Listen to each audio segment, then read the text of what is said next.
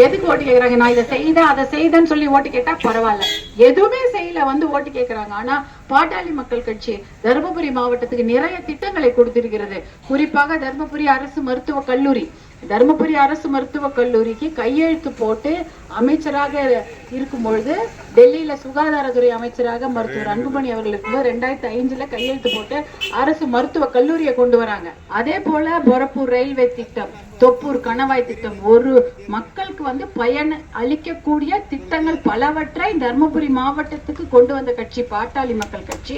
இப்ப நம்மளுடைய மாண்புமிகு எடப்பாடியார் அண்ணன் வந்துட்டு அன்னைக்கு தேர்தல் பரப்புரையில அவர் சொல்லிட்டு போறாரு, கண்டிப்பாக நான் முதலமைச்சர் ஆன உடனேயே காவிரி உபரிநீர் திட்டத்தை கொண்டு வருவேன் என்று சொல்லிட்டு வர.